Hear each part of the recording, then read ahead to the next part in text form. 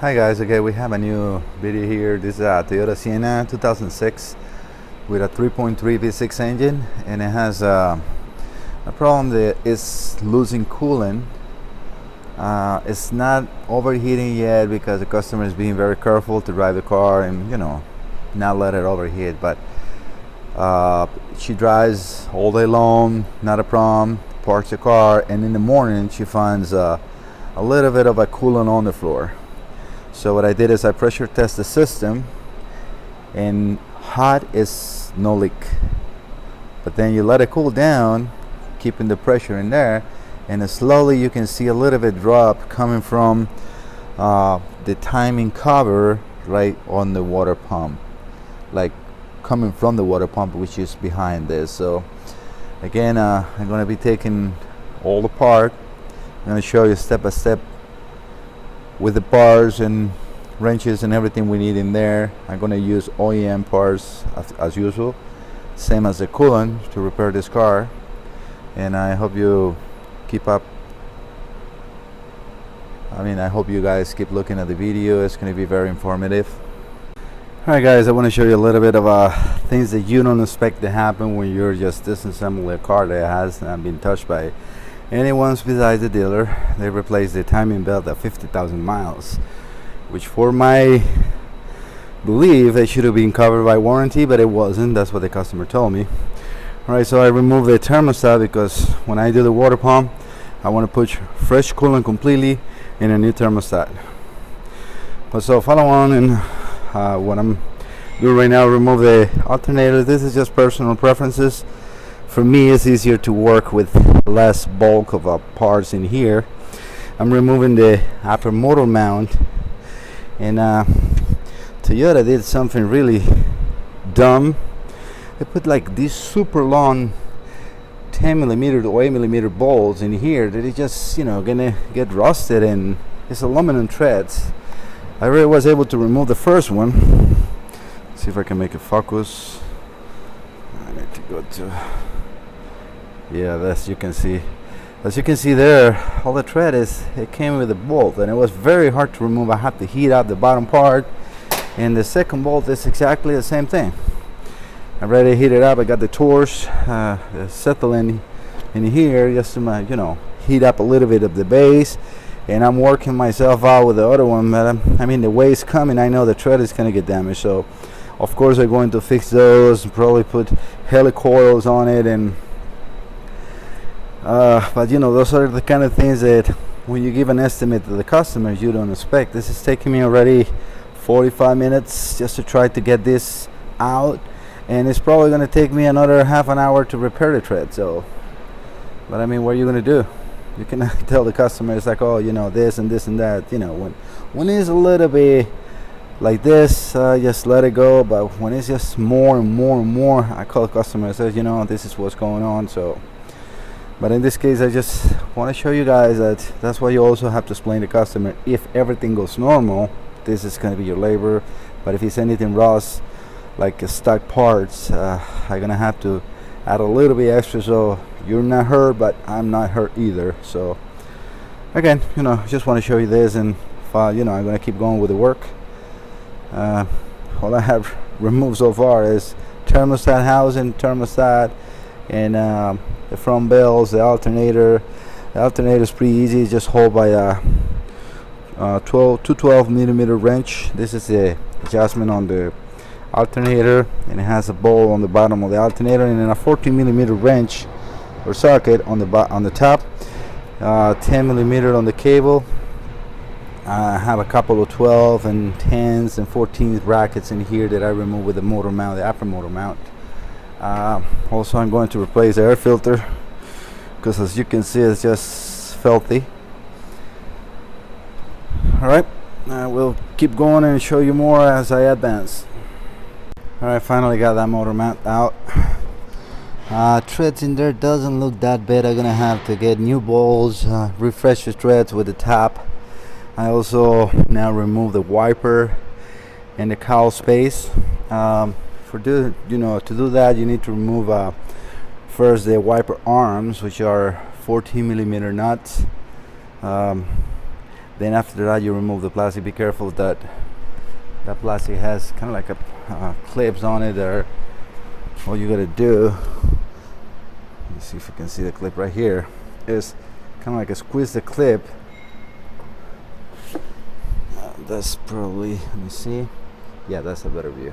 You squeeze the clip from the tab with a flat screwdriver, making sure this lip in here goes out of the hole, and you pull the plastic up.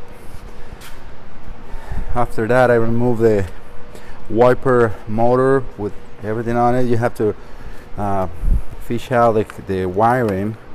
It's very easy. It has a very weird design sensor on the windshield, as you can see here, so be careful with that. Looks like a rain sensor or ambient sensor, I don't know. I will have to look the wiring for that, but I don't need to for what I'm doing. So you just fish out the wiring and then remove the wiper motor, because it's going to cover two bolts that you need to remove. The wiper motor is held by the 10mm bolts, you know, the head of the bolt, and so is the cowl bracket, let's call that.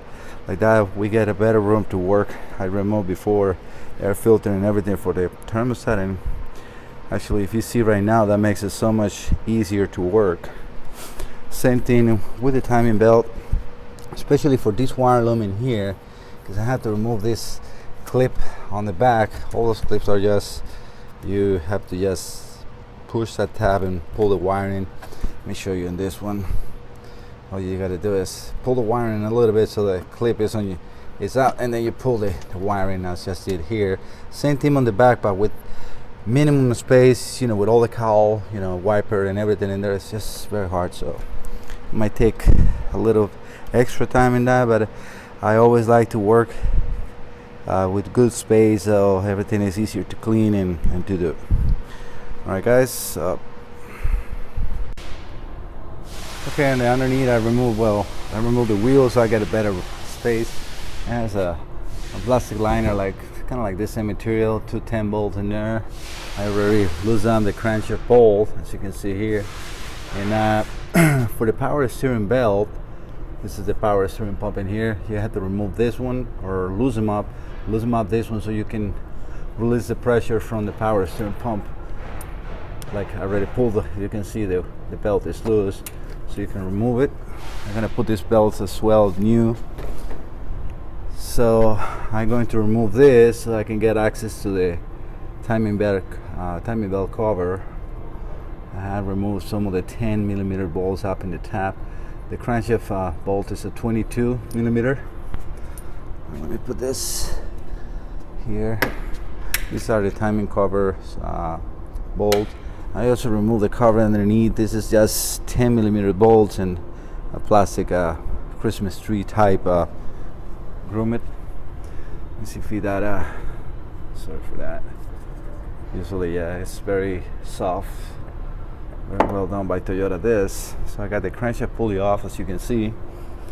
Put them all the parts that I'm going to reuse on the table.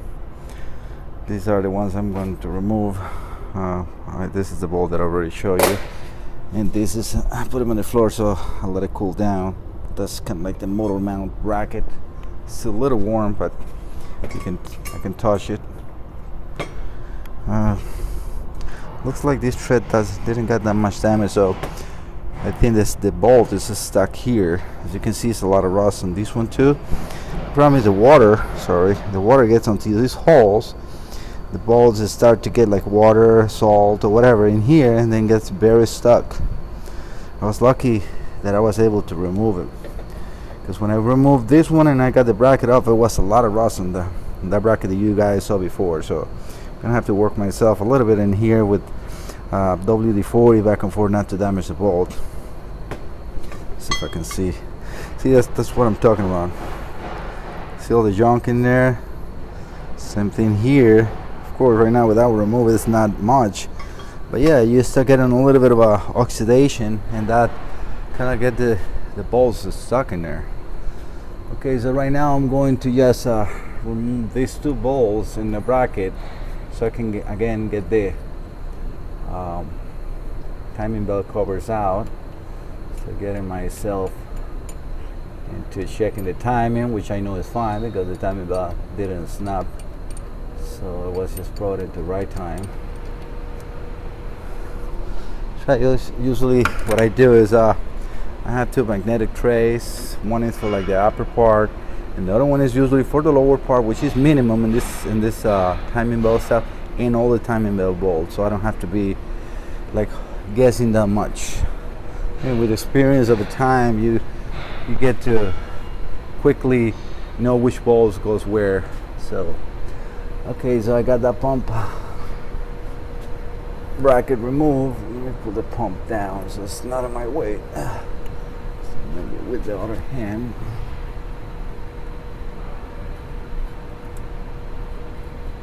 That's not working. I think I'm doing it wrong.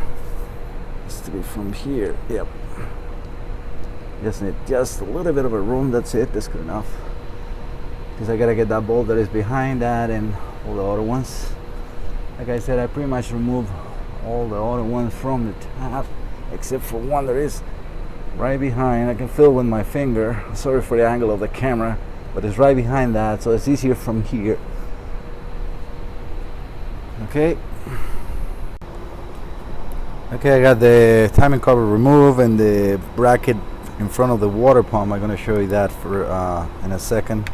Okay, that's with the covers removed. I went ahead and put the engine on timing. I cleaned the marks. As you can see, I put some this is ink corrector, you know, the white one.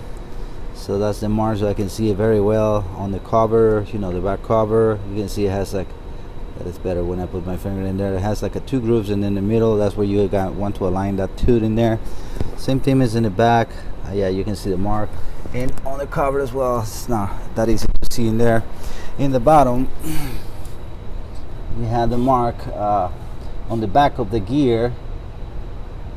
You can see there, and there's on the block, or yeah, that's kind of like an oil pump block cover. Let me see if this focuses on my flashlight. Okay, yeah, I put the same thing, you know, white ink in there for easier to see. I would like to double check the timing before I take it apart. I'm also going to remove the sprockets bolt because I'm going to replace all the seal of the two cams and the crankshaft. You have to do that because this is going to be in there for another 100,000 miles, so you don't want to be having a customer return it because it has an oil leak in there.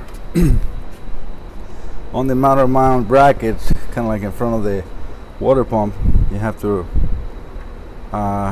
remove the 12 bolts, then two 12 nuts, and then in order you have to remove the studs in order to get the bracket. You need an E8 or reverse torque. I'll show you what I'm talking about. So this is the tool. As you can see, it's a torque in reverse. This is made by Snap-on and is the E8. Hope you guys can see it right there. Okay, so far everything is going good. I haven't got the parts yet, but I got everything pretty much apart. I'm going to remove now the tensioner on the timing belt, and the water pump. And again, before removing the timing belt, I'm gonna loosen up this one so I can remove those seals later. Okay.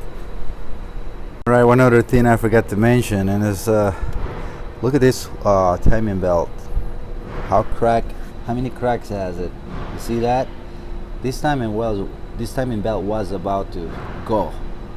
So this is just very lucky for this customer, because timing belt was replaced at 50,000. Right now has around 157. I always recommend my customer to replace 85 if you do OEM. If you don't do OEM, 50,000, no more than that. You don't save when the motor, you know, when the timing belt goes off and the balance valves. You don't want that. It will not save you money. Okay, I want to show you this. In order to get the tensioner from the timing belt, which is right there, kind of like the the power steering pump bolt is on the way. You see these bolts, this one and this one, you have to remove it in order to get the tensioner off. So the bolt that you need to remove to get the power steering pump off is a 12 millimeter socket. Let me see if I can this one right here. That's the white one right there. Don't remove any of the 14s in here. You don't have to do that. Nothing on the back either. It's just this one. Then you can remove, just, you know, let go the power steering pump on the side and then remove that. All right, now I have everything out. I cleaned already the carpet cleaner and the brush, everything underneath. I got the water pump out. I'm just waiting for parts. Like I said, I took the sprocket and I'm going to remove the seals, but that will be on part 2. I'm gonna do disassemble one part and then part 2 for the assembling. I hope you guys like this video. Please thumbs up and don't forget to subscribe.